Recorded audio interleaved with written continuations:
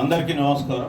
ఈనాటి మీడియా సమావేశానికి ఇచ్చేసినటువంటి BC political front chairman Balagoni Balaraju Goud గారికి, అదేవిధంగా వైస్ చైర్మన్ గారు దుర్గా గౌడ్ గారికి, బైరి శేఖర్ గారికి, ఐలి వెంకన్న గౌడ్ గారు, అదేవిధంగా ఎలికట్టె విజయ్ కుమార్ గౌడ్ గారికి, అంబాల నారాయణ గౌడ్ గారికి, పొన్నం నారాయణ గౌడ్ గారికి, మరి బీసీ ఇంటలెక్చువల్ ఫోరం తరఫున చెన్న శ్రీకాంత్ గారు, యనమాద వెంకన్న గారు, లింగేష్ యాదవ్ గారు, నరేందర్ గారు పాల్గొంటున్నారు.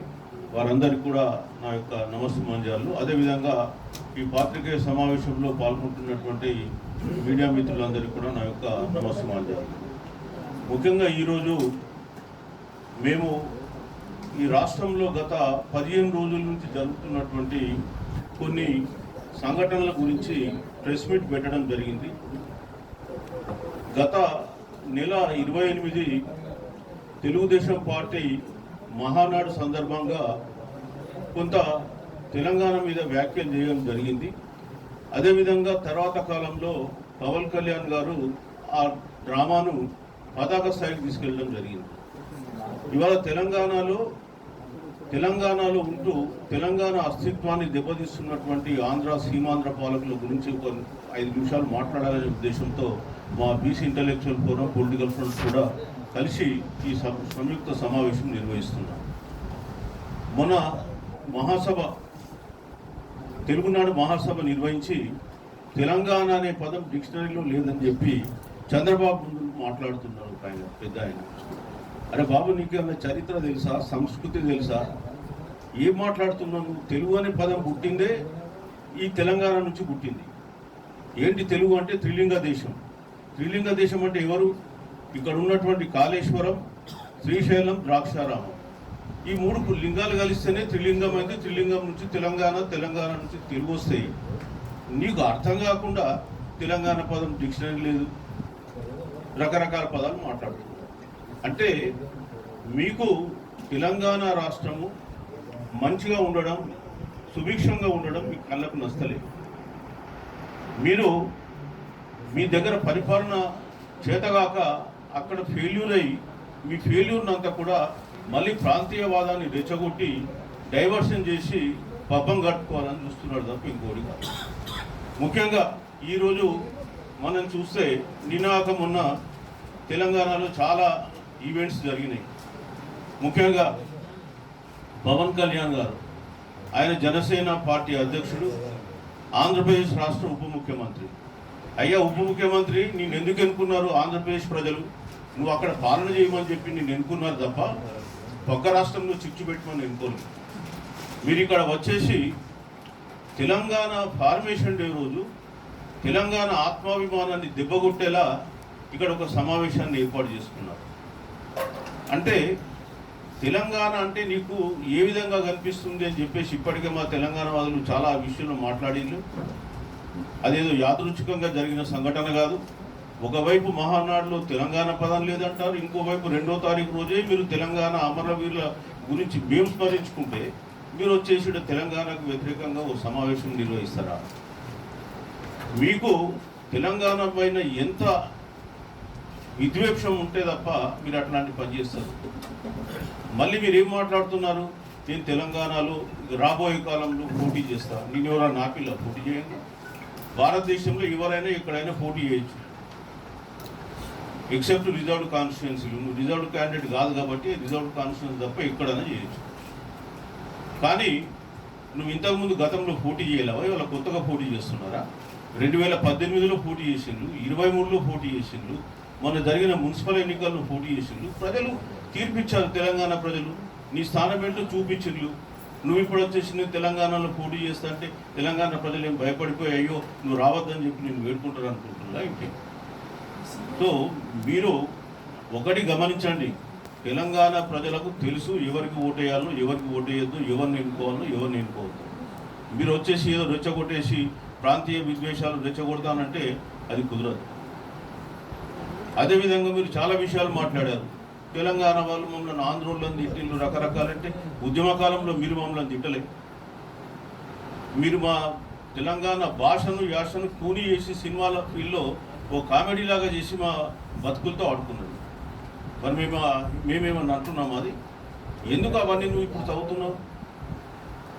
నేను కొండగట్టుకు పోయినా 30 కోట్లు ఇచ్చినా అంటే అది నువ్వు మొక్కు చెల్లించుకోవడానికి ఇచ్చినావు. ఇప్పుడు మా తెలంగాణ ప్రజలు వచ్చేసి వెంకటేశ్వర స్వామి మొక్కు చెల్లించడానికి తిరుపతిలో ఉండిలో డబ్బులు ఇస్తలేరా? మరి ఇక దాని గురించి కూడా నువ్వు రాజకీయం చేయాలా? మీ పవన్ కళ్యాణ్ గారికి చెప్తున్నాం ఏంటంటే ఇట్లాంటి మాటలు ఈ తెలంగాణలో పనిచేయవు.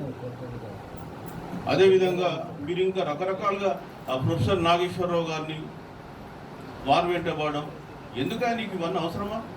ఆయన ఒక జర్నలిస్టు, నికార్స్ అయినటువంటి వ్యక్తి, అది ఉన్నట్టుగా చెప్తాడు. పాషం యాదగిరిని, గద్దరును ఎవరిని దొరికితే వాళ్ళని మీ ఇష్టం వచ్చినట్టు మాట్లాడితే ఎట్లా? తెలంగాణ ప్రజలు ఆత్మాభిమానం చంపుకుని ఉన్నటువంటి ప్రజలు అనుకుంటున్నా, లేకపోతే ఈ పౌరుషానికి మారిపోయారా? తెలంగాణ గడ్డ అంటేనే అనేక ఉద్యమాల గడ్డ, ఇది రక్తంతో తడిసినటువంటి నేల, అనేక మంది అమరులైన్లు. ఇవాళ నువ్వు వచ్చి ఇక్కడ కొత్తగా చెప్పుడు ఏంటి? సో మీరు కొద్దిగా కంట్రోల్ చేసుకుని ఉండాల్సింది చెప్తున్నాను. నీకు తెలంగాణ పైన ఎంత విద్వేషం అంటే, కోనసీమలో కొబ్బరి చెట్లు పెస్ట్ వచ్చేసి ఎండిపోతే తెలంగాణ వల్ల దృష్టి తగిలి అవి ఎండిపోయినాయని చెప్పి వ్యాఖ్యానించాడు. ఇదేనా నీకు తెలంగాణ మీద ఉన్న ప్రేమ? కాబట్టి మేము చెప్పేది ఏంటంటే, నీకు మొదటి నుంచి కూడా తెలంగాణ పైన ఒక విద్వేషం ఉంది. ఇకనైనా నీ తెలంగాణ ప్రేమ పక్కన పెట్టు, నీ డ్రామాలు పక్కన పెట్టు, వాస్తవాలు మాట్లాడుకొని నీ లిమిట్లో మీరు ఉంటే బాగుంటుందని చెప్పేసి అందరూ చెప్తున్నారు. మేము కూడా ఇంటలెక్చువల్ ఫోరం కానీ పొలిటికల్ ఫ్రంట్ కానీ మేము ఒక ఇంటలెక్చువల్గా ఆర్గనైజేషన్ ఉన్నది కాబట్టి ఒక మర్యాదపూర్వకంగా మీతో మాట్లాడుతున్నాం, చెప్తున్నాం. ఇంకో విషయం ఏంటంటే, మీరు తెలంగాణ ప్రాంతంలో ఉంటున్నారు, ఎంతోమంది తెలంగాణలో వచ్చి వలస వచ్చి బతుకుతున్నారు. మాకు ఆంధ్ర ప్రజలంటే విద్వేషం లేదు, ఇక్కడ వాళ్ళందరూ రావచ్చు ఉండొచ్చు. కానీ మీలాంటి సీమాంధ్ర పాలకులే ఇక్కడ విషబీజాలు నాటి వాళ్ళు తెలుగు ప్రజలు దూరం కావడానికి కారణమైంది. సామాన్య మానవుల మీద మాకేం లేదు, కానీ మీ అగ్రకులాలు, ఆంధ్ర అగ్రకులాలు ఈ తెలంగాణ ప్రజల్ని, ఆంధ్ర ప్రజల్ని వేరు చేసిన విషబీజాలు నాటి మీ పాలనతో విసిగిపోయే ఇలా తెలంగాణ ప్రజలు స్వతంత్ర రాష్ట్రాన్ని తెచ్చుకున్నారు. తెలంగాణ అంటే ఇది ఒక పోరాటాల గడ్డ, అదేవిధంగా త్యాగాల గడ్డ. మీరు తక్కువ అంచనా వేయడానికి వీల్లేదు. నిజాంకి వ్యతిరేకంగా పోరాడినారు, ఈ భారతదేశం యూనియన్లో కలిపేదాకా వాళ్ళు ఊరుకోలేదు. అట్లనే వాళ్ళు అనుకుంటే ఏదైనా సాధిస్తారు. తెలంగాణ రాష్ట్రం కావాలనుకున్నారు, సాధించుకున్నారు. కాబట్టి మీరు తెలంగాణను తక్కువ అంచనా వేసి మేమేదో తెలంగాణలో విషబీజాలు నాటుదాం, మళ్ళీ మా పబ్బం గడుపుదాం అంటే అది కుదరదని చెప్పి ఈ సందర్భంగా చెప్తున్నాం. అట్లాగే చంద్రబాబు నాయుడు గారు మీకు కూడా ఒక జ్ఞానోదయం కావాలి. మీ సమక్షంలో తెలంగాణ పదం లేదంటే నువ్వు ఎట్లా చూస్తూ ఊరుకుంటావా? ఏం చరిత్రలో తెలంగాణ పదం లేదా డిక్షనరీలో? ఇవన్నీ మళ్ళీ ఇంకా ఎక్కువ మాట్లాడదలుచుకోలేము మేము. మీ చరిత్ర గురించి అందరికీ తెలుసు. మీకు తెలంగాణ ఎంత వ్యతిరేకం, మీ లోపల ఎంత విషయం ఉంటుందో కూడా తెలంగాణ ప్రజలకు తెలుసు. కాబట్టి ఇంకా దాని మీద మేము ఎక్కువ మాట్లాడదలుచుకోలే. ఎట్లాంటివి ఉంటే తక్షణమే అప్పుడే కండెమ్ చేయాలి, ఆ మైక్ తీసుకొని చెప్పాలి వాళ్ళకి, నువ్వు ఇట్లా మాట్లాడడం సబబు కాదని. కానీ ఆ పని చేయలేదు, వింటూ కూర్చున్నాం. ఇక్కడ రెండో విషయం ఏంటంటే, ఎందుకు సడన్గా వీళ్ళు తెలంగాణ మీద పడ్డారు, ఏమై సాధించాలనుకుంటున్నారు అంటే, ఒకటి మేమనుకునేది ఏంటంటే, ఆంధ్రాలో టీడీపీ వాళ్ళు అనేకమైన హామీలు ఇచ్చిండ్రు, ఏ హామీ కూడా అమలు చేయలే, అక్కడ వాళ్ళు ఫెయిల్ అయ్యిండ్రు. ఇక్కడ ఈ రాష్ట్ర ప్రభుత్వం కూడా అనేకమైన హామీలు ఇచ్చి ఏది కూడా సక్సెస్ చేయలేదు. సో ఈ ఇష్యూను వాళ్ళు పక్కన పెట్టి డైవర్ట్ చేసి మళ్ళా ప్రాంతీయవాదాన్ని, అస్తిత్వవాదాన్ని ముందుకు తీసుకొచ్చి పబ్బం కట్టుకోవాలని చూసుకుంటున్నారు తప్ప ఇంకోటి కాదు. రెండో అంశం కూడా ఏంటంటే, మేమైతే ఈ పవన్ కళ్యాణ్ మాట్లాడుతున్న పలుకులు ఆయన పలుకులని అనుకుంటలేదు. అది ఎన్నుకుండి బీజేపీ టీడీపీ ఆడిస్తున్నటువంటి నాటకం, వారి చిలుక పలుకులు ఈయన పలుకుతున్నందుకు తప్ప ఇంకోటి ఏం కాదు. ఇవాళ మీరు చెప్తున్నటువంటి మాటలు డైరెక్ట్గా బీజేపీ టీడీపీ వాళ్ళు మీతో చెప్పిస్తున్నారు. దయచేసి మీ ఆ ట్రాప్లో పడకండి. మీరంటే మాకు గౌరవం ఉంది, కానీ ఆ గౌరవాన్ని పాడు చేసుకోకండి. తెలంగాణలో మీకు కొంత అభిమానులు ఉండొచ్చు, లేదని కాదు. అంత మాత్రాన తెలంగాణ మీకు ఏదో దాసోహం అనుకుంటే పొరపాటు. అట్లాగే ఇవాళ బీజేపీకి ఈ రాష్ట్రంలో నెక్స్ట్ గవర్నమెంట్ మేమే కలలు కంది. పార్లమెంట్లో 8 స్థానాలు రాగానే ఇక మేము నెక్స్ట్ గవర్నమెంట్ ఫామ్ చేస్తాం అనుకున్నారు. కానీ ఎప్పుడైతే మీరు బీసీలకు సంబంధించినటువంటి 42% రిజర్వేషన్ అడ్డుకున్నారో ఇవాళ మీరు కూడా పైకి రాకుండా బీసీ ప్రజలు అడ్డుకుంటారు. పంచాయతీ ఎన్నికల్లో మీకు వచ్చినాయండి, మున్సిపల్ ఎన్నికల్లో మీకు వచ్చినాయండి, జూబ్లీ హిల్స్లో డిపాజిట్ కూడా రాలేదు బై ఎలక్షన్. కాబట్టి పెరుగుతున్నటువంటి బీసీ ఉద్యమాన్ని పక్కన పెట్టడానికి, అణిచివేయడానికి మళ్ళీ ప్రాంతీయవాదాన్ని మీ పార్ట్నర్స్ అయినటువంటి టీడీపీ అదేవిధంగా జనసేన ద్వారా రెచ్చగొడుతున్నారని చెప్పి మేము భావించక తప్ప. నిజంగా మీరు అనుకుంటే బీసీ ఉద్యమం అంత వీక్ ఉద్యమమేం కాదు. ఇవాళ తెలంగాణలో ఇప్పుడే రగులుతున్నటువంటి ఉద్యమం. మేము బీసీ సంఘాలకు కూడా చెప్పేది ఏంటంటే ఈ ఇష్యూకు లేనిపోని ఇంపార్టెన్స్ ఇచ్చి బీసీ ఉద్యమాన్ని వాళ్ళు పక్కదో పట్టేయాలనుకుంటున్నారు కాబట్టి వాళ్ళ ఆశయం నెరవేరేలాగా మీరు కృషి చేయొద్దని చెప్తున్నాం. తెలంగాణలో బీసీ ఉద్యమం స్టార్ట్ అయింది. ఎవ్రీ 15-20 ఇయర్స్కు తెలంగాణలో ఒక ఉద్యమం ఉంటుంది.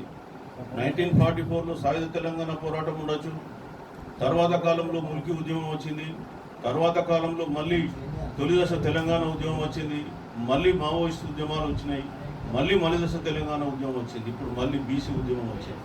కాబట్టి ఇక్కడ బీసీ ఉద్యమం మీ కుయుక్తులకు లేదా మీరు పడిన పన్నాగాలకు బలైపోయి ఆగిపోతుంది అనుకుంటే పొరపాటు. మీరు అరచేతిని అడ్డం పెట్టి సూర్యుని ఆపలేదు. ఇవాళ బీసీ ఉద్యమం కూడా మీరు ఎంత ఆపాలని మీరు ప్రయత్నిస్తే అంత రెట్టింపుతో అది ముందుకు పోతుంది తప్ప ఆగేది కాదు. ఎట్టి పరిస్థితుల్లో రాబోయే కాలంలో 28-29లో ఎప్పుడు ఎన్నికలు జరిగినా బీసీలు తమ సత్తా చూపడానికి రెడీగా ఉన్నారు. 100% రాబోయే కాలంలో బీసీ రాజ్యం వస్తుంది. ఇక్కడే కాదు, ఆంధ్రప్రదేశ్లో కూడా బీసీలు ఏకమవుతున్నారు, అక్కడ కూడా బీసీల రాజ్యమే రాబోతుందని చెప్పి సందర్భంగా చెప్పగలుగుతాను.